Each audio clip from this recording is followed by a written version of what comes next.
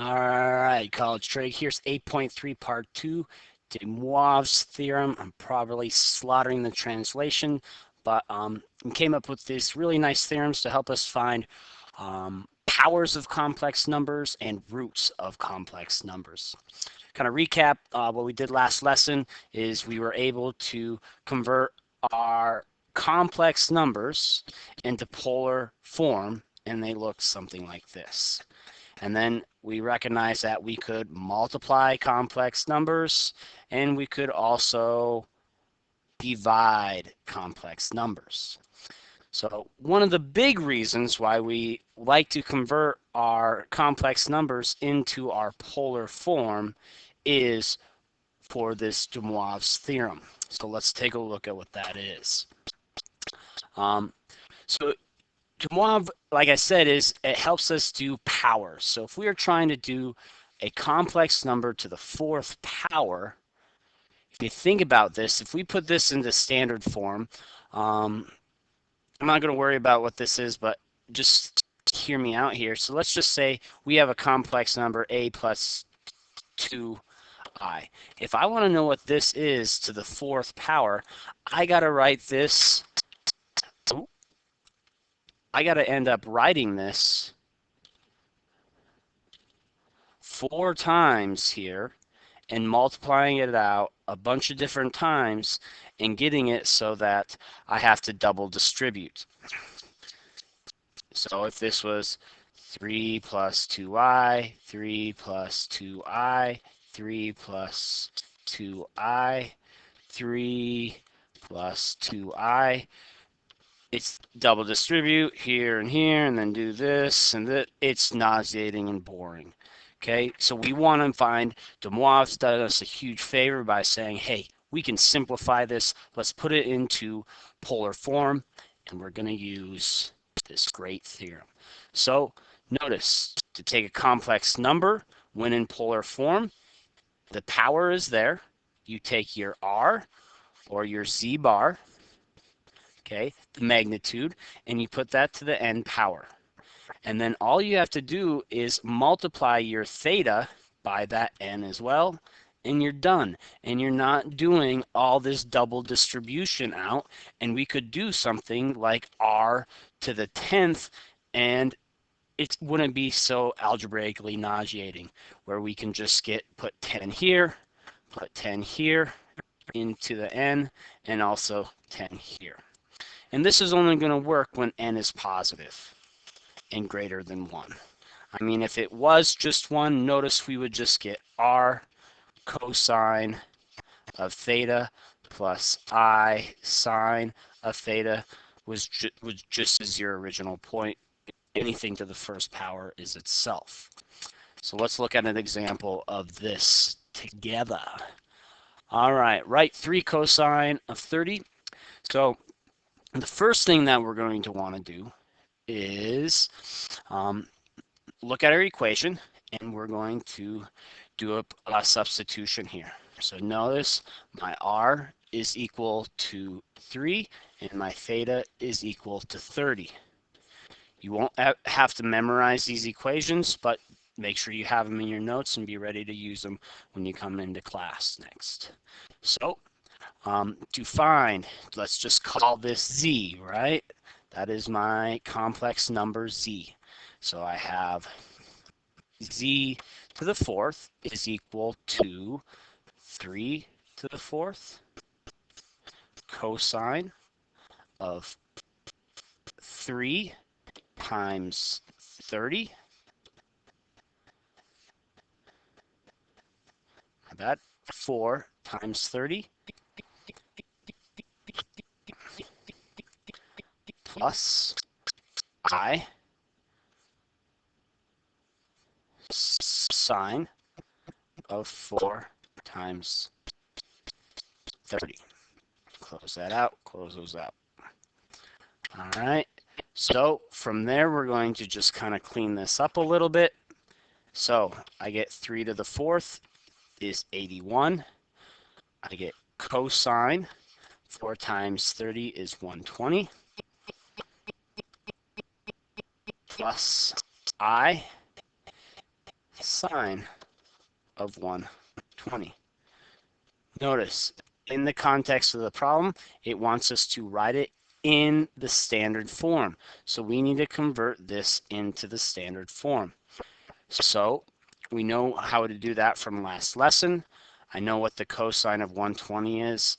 I'm going to use my unit circle here, and 120 falls over here, and we're just 60 degrees away from 180. So I'm going to have I have a cosine value of -1/2 and a square root of 3/2 for my sine value at 120. So I substitute in what I know, and I get 81 -1/2 plus I sine of 120 is square root of 3/2, and then I distribute, and I get -81/2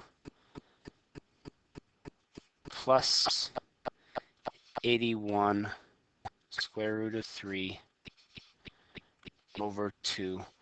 And I'll put my I out in front.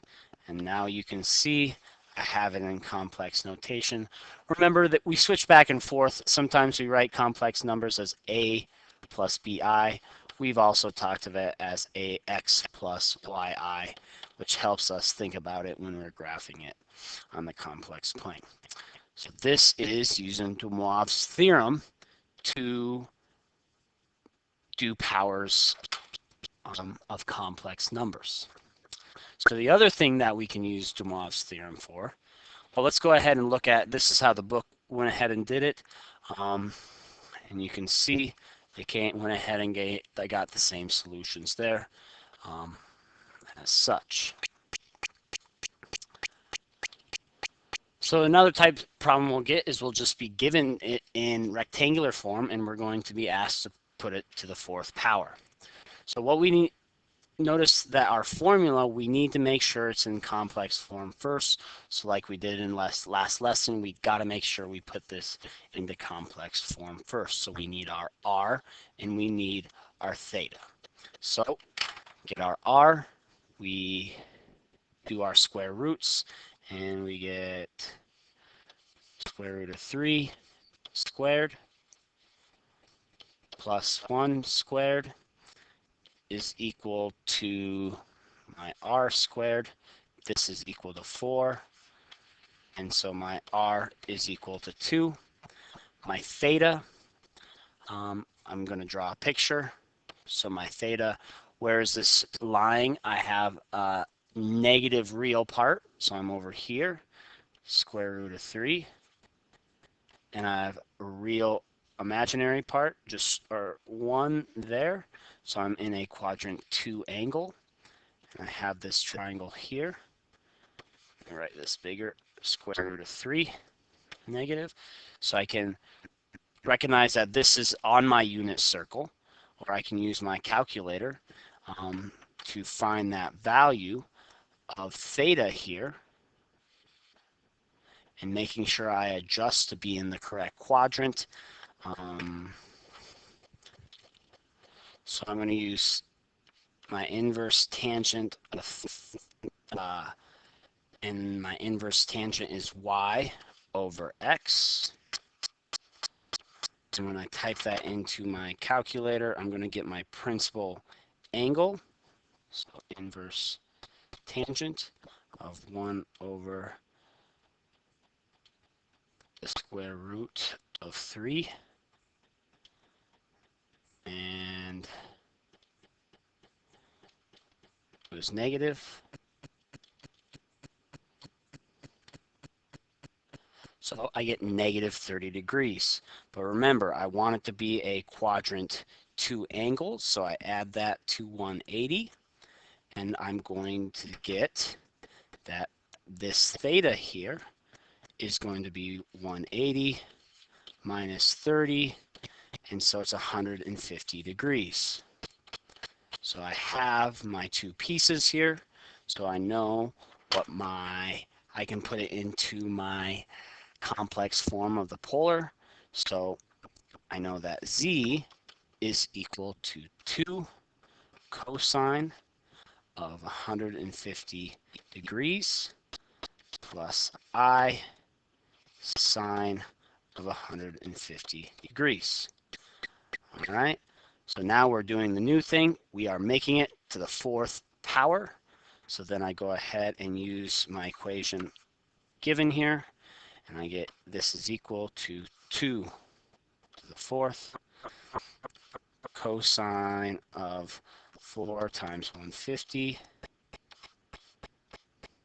plus I sine of 4 times 150, and I get 2 times 2 is 4, so I get 16 here, 2 to the fourth, and I get cosine of 600 plus I sine of 600. And then to finish this off, I got to recognize 600 is outside of my unit circle, and I want to try and use my unit circle when I can. So I look at 600 and get it down and subtract it by 360 until I get it somewhere on our unit circle, and 240 is. So this is equivalent to 16 cosine of 240 plus I sine of 240. And then now I want to bring it back and put it back into standard form, a plus bi. So I'm going to kind of move over here, and I get 16 cosine of 240 from my unit circle is negative 1/2. So I have negative 1/2 plus I negative square root of 3 over 2. I distribute this through, and I get negative 8